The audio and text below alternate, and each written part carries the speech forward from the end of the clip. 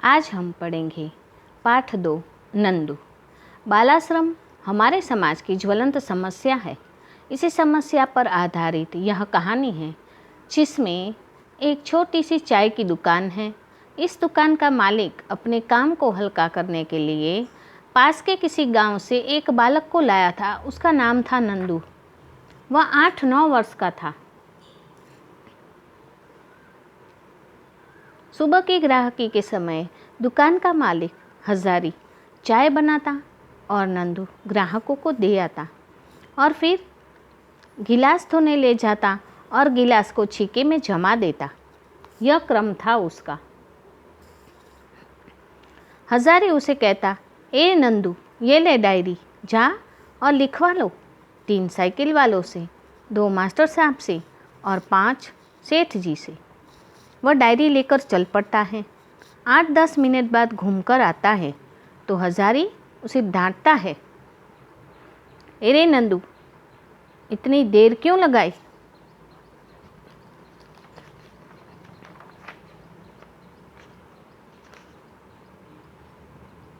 इतनी देर क्यों लगाई तुमने? वह बहाने बनाता है, सेठ जी, मास्टर साहब दुकान पर नहीं थे, इसीलिए मुझे टाइम लगा। बहुत धूप गहरी थी। अप्रैल का महीना था। नंदू नंगे पैर इधर से उधर घूमता था। उसमें हजारी से चप्पल लाने को कहा तो हजारी गुस्सा होता है। चप्पल लानी है तुझे? तेरे पैर चलते हैं। बड़ा आया चप्पल ले पहनने वाला। नंदू के पांव जलते थे। तब वह जूठे गिलास धोने जाता तो पहले अपने पैर धोता। शायद जलते पैरों पर पानी गिरने से क्षणिक तसल्ली मिल जाती थी।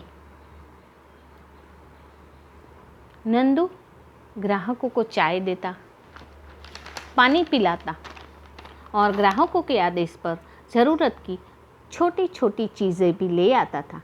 रोज़ाना चाय पीने वाले ग्राहक नंदू को अभद्रता से पुकारते थे और वह कभी डरा सहमा, कभी मुस्कुराता हुआ अपने काम में लग जाता था और नियमित ग्राहकों पर 1-2 नज़र ज़रूर डाल देता था, क्योंकि उनसे जान पहचान जो हो गई थी।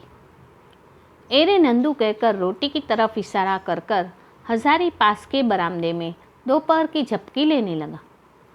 नंदू ने भी अपना पेट भरा। उसको भी थकान के मारे नींद आने लगी। हजारी के सोते भला नंदू कैसे आराम कर सकता था? गर्म हवा सहता थकान का मारा नंदू बैठे बैठे झपकियां ले लेता था। सिर पास की दीवार से टकरा जाता तो वह मुंह की लार हथेली से साफ करके उठ बैठता और हजारी की तरफ देखता। होटल के पास क्लिनिक होने से सुबह शाम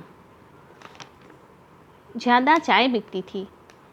हर तरह के बीमार उपचार कराने आते थे, दवाई लेते थे, चाय पीते थे।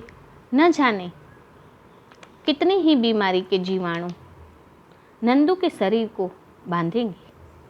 नंदू इन सबसे बेखबर अपने काम में लगा रहता था। नंदू को आए लगभग 2 महीने हो चुके थे। नंदू को सारी दुनिया हजारे की होटल में सिमट गई थी। एरे नंदू, हजारी ने पंखा घुमाते हुए जोर से आवाज़ लगाई, आ रहा हूँ। पास के जनरल स्टोर पर बैठा नंदू दौड़ कर आया। कहाँ रह गया? ये बर्तन कौन धोएगा? हजारी ने आंखें निकाल कर कहा कि ये बर्तन कौन साफ करेगा? कहाँ रह गए थे तुम? तो हजारी की ताने सुनता हुआ नंदू बर्तन साफ करने जा बैठा। ए नंदू, जनरल स्टोर पर ये चाय दिया? हजारी कहता है उसे। जा रहा हूँ। शाम होते होते बर्तनों की सफाई नहीं हुई, इस कारण नंदू की पिटाई हो गई। नंदू बाल्टी लेकर हेड पंप पर गया और जैसे तैसे पानी की बाल्टी ले आया और संभवतः हजारी का खौफ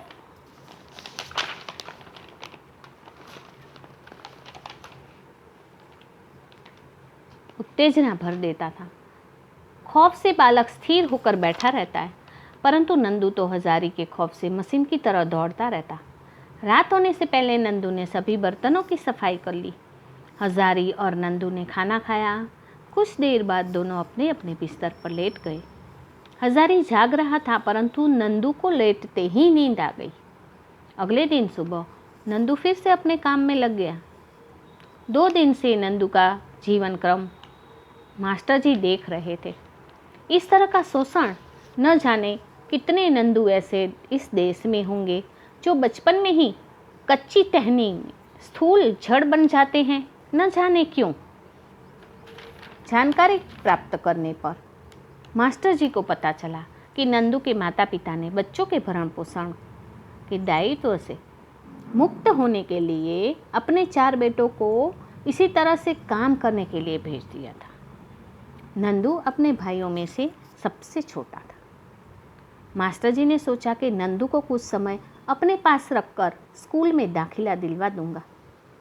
हजारी चाय पत्ती शक्कर लेने जब बाजार जाता है तो लेखक वहाँ जाते हैं और नंदू को आवाज़ लगाते हैं। नंदू मेज़ पर गीला कपड़ा घुमाता हुआ छोड़कर उनके पास आता है। तब वो पूछते हैं, क्यों नंदू, तुमको सेठ जी कितने रुपए देते हैं? वो कहता है, मैं नहीं जानता, बापू जानते हैं। तुम स्कूल नहीं जाते हो नंदू? जब मास्टर जी ने उनको प्रश्न किया तब वह चौंक गया। मेरी तो पढ़ने की इच्छा है, पर बापू स्कूल नहीं भेजते, कहते कहते नंदू सामने बैठ गया। तुम सेठ के पास खुश हो? जब मास्टर जी ने पूछा तो वह निरुत्तर रहा। उसने कुछ जवाब नहीं दिया। मेरे साथ चलोगे? जब मास्टर जी ने पूछा तो उसने पूछा कि क्या काम करना पड़ेगा? स्कूल जाना, पढ़ाई लिखाई करना और मेरे साथ रहना। जब मास्टर जी ने ऐसे कहा तो नंदू खुश हो गया। मास्टर जी ने 2-3 दिनों तक छानबीन करके उसके गांव का पता लगाया और उसके पिता से मिलने गांव जा पहुँचे। उसके पिता टूटी फूटी झोपड़ी के बाहर खाट पर बैठे थे, थका सा चेहरा, उदास चेहरा, और मास्टर जी को देखकर हाथ जोड़कर आश्चर्य से देखने लगे कि आप? नंदू के पिता ने पूछा। मैं एक अध्यापक हूँ और नंदू को जानता हूँ और वो दुकान पर है साहब। नंदू के पिता ने जब कहा तो उन्होंने कहा, मुझे मालूम है, मैं जानता हूँ, मैं नंदू को पढ़ाऊँ, उसे अच्छा इंसान बनाऊँ, इसीलिए नंदू को लेने आया हूँ। नंदू के पिता की आंखें भर आई। निश्चय ही उनके मन में अपने बच्चे के प्रति अनुराग उमड़ आया, प्रेम उभड़ आया। ठीक है, पर हजारी को उसके रुपए लौटाने पड़ेंगे, नंदू के पिता ने जब कहा। तब मास्टर जी ने कहा कि मैं उसकी व्यवस्था कर दूंगा। उनके चेहरे पर संतोष की लकीरें उभर आई।